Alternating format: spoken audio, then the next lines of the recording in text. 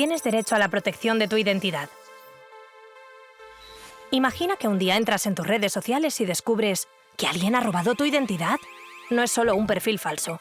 Puede ser alguien pidiendo dinero en tu nombre, acosando a otras personas o hasta dañando tu reputación, sin que te hayas enterado. En el mundo digital, proteger tu identidad es tan importante como en la vida real. ¿Sabes cómo protegerla? ¿Qué puedes hacer si alguien se ha hecho pasar por ti sin tu consentimiento? Sí protejo mi identidad digital. Creo que también es una forma de madurar. Poco a poco me he dado cuenta, una vez más, de que el Internet no necesariamente es un espacio confiable. En el mundo digital, la suplantación de identidad se vuelve algo mucho más fácil. Los riesgos que tiene son todos los asociados a que alguien coja nuestra identidad y la ponga al servicio de otras cosas. Mucha gente ha convivido con riesgos y con amenazas a la identidad sin ser conscientes de que eso realmente era un riesgo real, que era equiparable a lo que antes era un delito al honor, un delito contra la intimidad. Es que es como si te estuvieran robando a tu persona para hacer otra persona totalmente diferente y que ni siquiera existe probablemente. Creo que lo que yo sentiría sería impotencia. Si lo pienso fríamente, la verdad es que no tendría mucha idea de qué hacer si atacan mi identidad digital. Pues lo primero es denunciarlo, porque es un delito, con lo cual tiene derivas legales, pero después yo creo que es importante también que podamos, en función de cuántos daños eso pueda haber causado, que podamos desmentir que eso no era, ¿no? La amenaza a la identidad, en el caso de menores, por ejemplo, puede tener un efecto devastador porque pone en duda su propia identidad y supone una amenaza en la construcción de la identidad futura. Y en alguna persona potencialmente vulnerable podría ser, por ejemplo, un desencadenante de un trastorno más grave, un trastorno que podría desembocar en una psicopatología. Tienes derecho a la protección de tu honor y tu intimidad, y más si eres menor de edad. En Internet, perder el control sobre una imagen o unas palabras es muy fácil. Pero recuperarlo no es nada sencillo, y cuando eres menor de edad, el problema se hace más grande.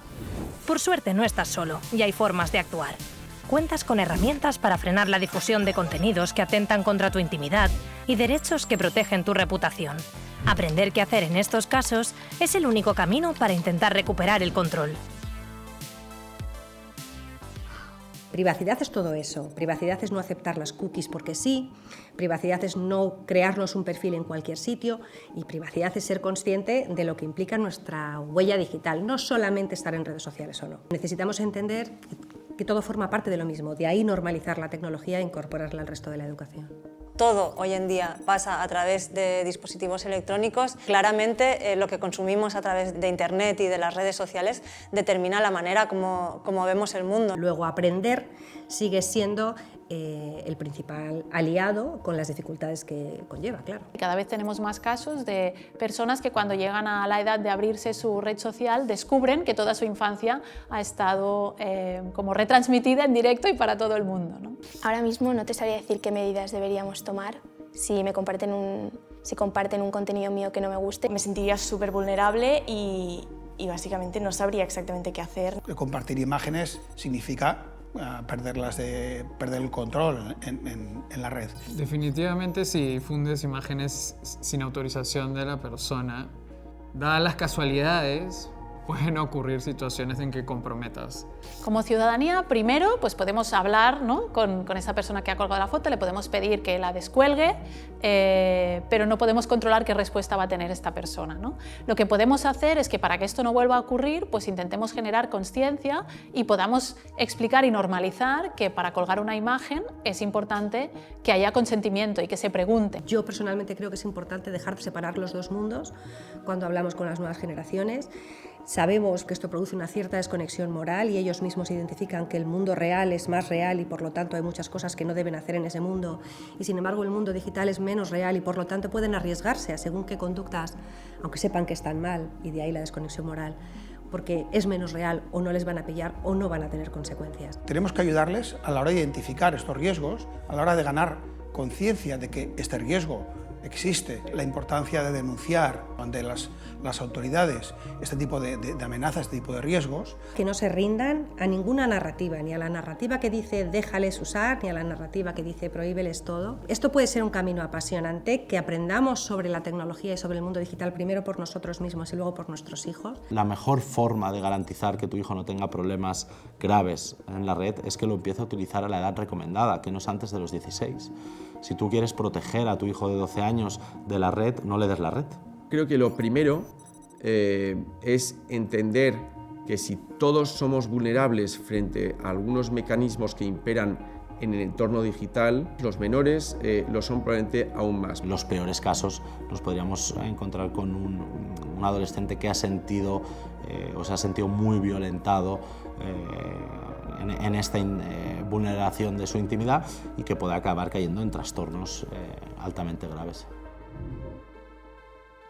Tienes derecho a la protección de tu bienestar emocional y psicológico.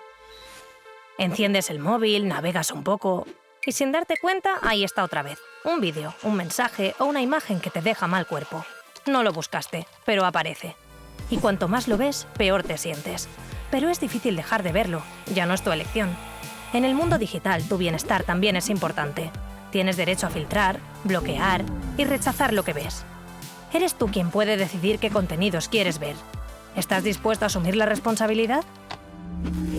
Sí que creo que a nivel implícito hay mucho contenido que nos hace daño. ¿Cómo puedo saber cuáles son los indicios de un uso problemático en las redes sociales? Es más una cuestión no tanto de qué no hacer, sino de cómo cuidarte. Lo que sube a Internet nunca baja. Cuando hablamos, por ejemplo, de trastornos mentales y oímos que dicen que las tecnologías son las causantes, no es cierto, no son las causantes, el causante siempre es un origen humano, pero sí que son unas potenciadoras enormes. Porque no es lo mismo estar tranquilos viendo una película, que es algo que podemos hacer con una pantalla o con un teléfono, que estar haciendo scroll en Twitter o en TikTok. Sí me ha pasado que me he sentido peor estando en las redes sociales. A veces de encontrarte contenido que no querías ver y que de repente aparece, pues eso, porque al final no tienes control y aparece lo que sea. Es muy importante entender qué estamos leyendo, pero también es muy importante saber de dónde viene, qué intencionalidad trae ese mensaje detrás,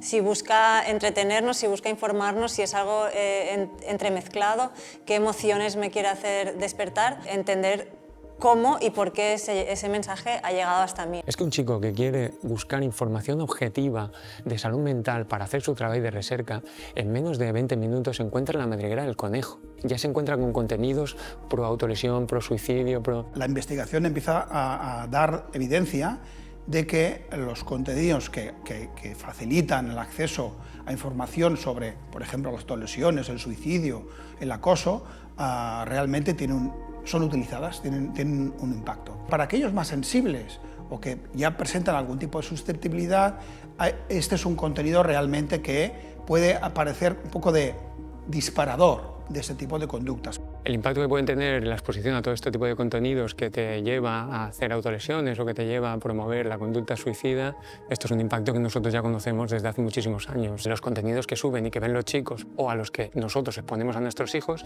no son actores, son otros chicos. Y muchos de ellos incluso no imputables y muchos de ellos incluso no son culpables del efecto que tienen sus contenidos, porque ellos defienden, que me lo defienden a mí en las consultas, que ellos solo están haciendo uso de su derecho a expresar su dolor. Tendremos que enseñar a interpretar este tipo de información de forma que no tenga este efecto necesariamente dañino, que haya una cierta conciencia crítica sobre lo que esta información realmente supone, de dónde viene, cuál es el valor que tiene, cómo podemos un poco minimizar este impacto. Que no hagan daño a nadie a sabiendas, porque eso les va a ahorrar muchos problemas y también es cuidarse. Que lo que está mal y está mal. Me da igual dónde. Y existen cada vez más estudios que muestran pues un vínculo de causalidad entre esta hiperdigitalización de las vidas de los jóvenes, entre otros, y este deterioro de la salud mental, estos problemas de depresión, de ansiedad. Casi hablaríamos de una patología dual, es decir, la anorexia vemos muchas redes sociales, los videojuegos vemos mucho aislamiento social, bajada del rendimiento académico. Vemos mucha desinformación sobre temas de nutrición, sobre temas de salud, sobre temas de cambio climático. Todo esto afecta en las decisiones que tomamos. Muchas veces las experiencias digitales son experiencias un poco solitarias, es decir, muchas veces ocurren cuando estamos con nuestro dispositivo, cada uno con el suyo, y a veces nos pueden ocurrir cosas que pensemos que solo nos pasan a nosotros, pero que también le pasa a otra gente. Con lo cual yo os diría, cualquier cosa del mundo digital o analógico, da igual, pero que no os siente bien, que no entendáis, que no veáis clara, sobre todo recurrir a alguien. Tienes derecho a ser protegido de las adicciones digitales. El mundo digital está diseñado para capturar nuestra atención y nuestro tiempo, y a veces parece imposible salir de él. ¿Te has preguntado alguna vez cómo funcionan estos mecanismos? El control lo tienes tú o la pantalla. Desconectar no quiere decir que te pierdas algo. Significa que estás eligiendo en qué quieres invertir tu tiempo. Y sí, a veces lo mejor está aquí, más allá de la pantalla. ¿Podemos aprender a escapar de estas trampas cognitivas? Sí que he revisado alguna vez cuánto tiempo paso en el móvil y la verdad es que a veces me sorprende un poco. Yo creo que el hecho de que sentirme cansado por usar las redes sociales durante mucho tiempo no hace que las deje de usar. Yo creo que es importante diferenciar entre uso, abuso y adicción. ¿Cómo puedo saber que estoy haciendo un uso excesivo de las redes? Hay que hablar de los casos. No es lo mismo un niño de 8, 10, 12, 14 años, que mi respuesta es que no hay que potenciar ningún uso de las redes sociales, que un niño de 16, 18 años, que lo que tenemos que hacer es enseñarle a utilizar esa red social o esa parte de la tecnología antes de utilizarla, por ejemplo, como se hace con el carnet de conducir. Sobre todo, y hay que tenerlo en cuenta, las horas de uso. No es lo mismo utilizarlo 2, 6 que 12 y cómo lo utilizo. Ahora el tiempo que utilizo una red social es justamente para analizar, identificar e inclusive inspirarme, lo justo y necesario. Pero hay que aceptar que es eso para poder utilizarlo a tu favor. El problema lo tienen los menores que están construyendo formas de relación en las que la tecnología se está convirtiendo en el canal principal en la relación. Los recursos en la infancia y en la adolescencia son internos, entonces tú tienes que promover los escenarios para que se desarrollen. Si tú a tu hijo que es tímido piensas que le vas a ayudar, porque como todos sabemos que es menos rica la relación en pantalla, pero es más fácil de hacer que en la vida cotidiana, pues entonces tu hijo, los incentivos para salir fuera pues serán mínimos. No es que mi hijo juega a la videoconsola y luego va al parque. Mira, si juega a la videoconsola y luego va al parque, está la mitad en el parque de lo que debería de estar. Ya verás que cualquier cosa que se te ocurra o cualquier cosa que haga es mucho más nutritiva para él en términos de neurodesarrollo. Tenemos que ser conscientes que tenemos que ejercer este rol educador, este rol director. Las figuras de referencia que tenemos alrededor y que son cercanas son claves para que podamos pues desarrollar conciencia. Vamos a hacer esta actividad en la cual la tecnología no es necesaria. En el mundo offline yo creo que disfruto muchísimo más.